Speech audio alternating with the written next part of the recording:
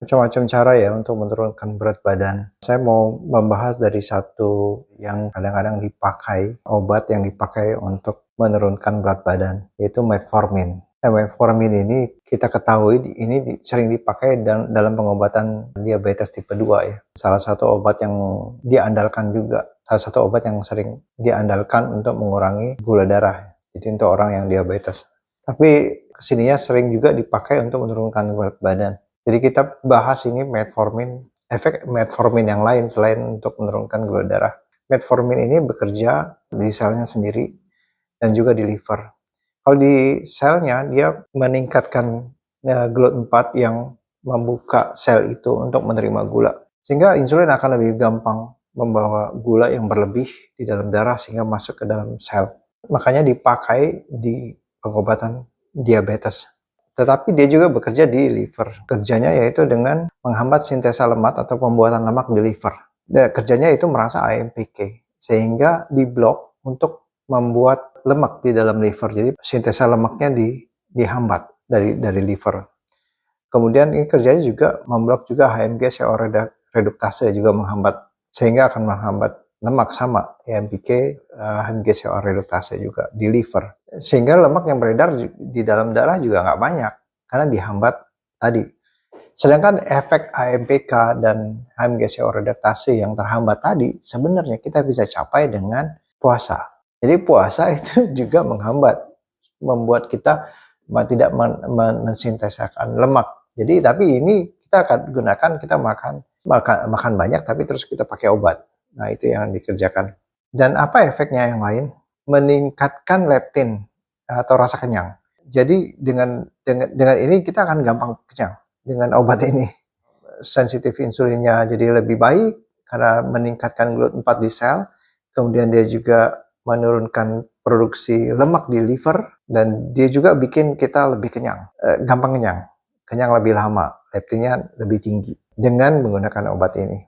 Jadi itu dipakai di orang yang obesitas. Sebenarnya di Amerika sendiri tidak disetujui oleh FDA di Amerika bahwa penggunaan metformin hanya untuk gula darah saja, bukan buat obesitas, tapi efek yang lain kadang-kadang dipakai karena dia mengurangi produksi lemak di liver, menurunkan juga produksi dari SREBP atau Sterol Regulation and Binding Protein, sehingga tidak meningkatkan aktivitas dari sebum di kelenjar keringat. Jadi metformin juga dipakai untuk mengurangi produksi kelenjar sebum yang berlebihan sehingga orang jadi jerawatan. Jadi dipakai di kulit juga sehingga kulitnya jadi lebih halus, lebih bebas jerawat dengan metformin. Tapi yang tadi itu semua, SRBP, AMPK, HMG-CoA reduktase, kita bisa dapatkan dari puasa sebenarnya tanpa obat. Sebenarnya seperti itu, cuma kita kan nggak mau. Kita nggak mau susah, jadi mau makan terus pakai obat, makan terus pakai obat. Efek yang lain dari metformin adalah meningkatkan mikrobiota dalam usus sehingga bisa memproduksi asam lemak, makanya bisa menyebabkan juga penambahan antioksidan di dalam tubuh kita. Bahkan di percobaan tikus bisa memperpanjang usia tikus tersebut. Jadi efek baik daripada metformin. Ini efek baik daripada metformin. Kekurangannya kadang-kadang ada beberapa yang merasakan masalah di pencernaan sehingga jadi diare, itu kekurangannya.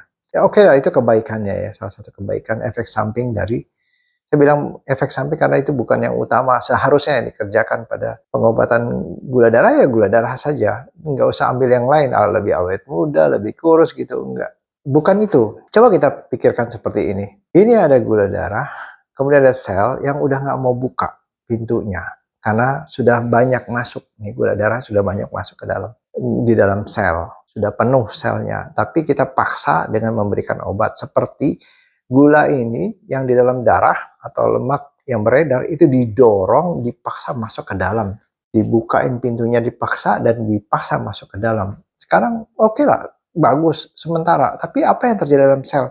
Desak-desakan di dalam sel. Kalau misalnya kita analog di satu gerbong kereta api, itu sudah berdesak-desak, apa akibatnya?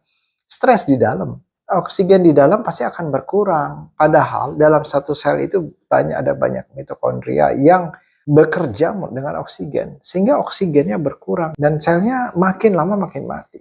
Bayangkan suatu saat kalau kita membiasakan diri, semakin banyak kita memaksa dalam satu sel, selnya sudah tidak bisa bekerja lagi, sel dinding selnya akan pecah dan lemak akan keluar dari selnya, sehingga akan banyak sekali lemak di dalam darah. Gulanya nggak bisa ditampung, gula tinggi, dan lemak juga banyak, diubah tubuh jadi keton karena insulinnya tinggi, akibat kita membiasakan diri memakai obat. Sehingga insulin tinggi, tidak bisa memetabolisme lemak yang buyar tadi ke dalam darah, lemak berlebih dalam darah, tapi gula juga berlebih dalam darah. Banyak sel yang mati, sehingga banyak kerusakan sel yang kita sebut keadaan akhir daripada gula darah tinggi, yaitu ketoasidosis. Nah, ini yang kita takutkan. Jadi maksud saya, perbaiki kesehatan itu jangan andalkan obat. Obat perlu obat, tapi jangan dijadikan lifestyle gitu. Oh, saya makan sembarangan nanti pakai obat. Saya makan sembarangan nanti pakai obat. Tenang aja, saya makan banyak nanti saya pakai obat gula. Tapi itu cikal bakalnya.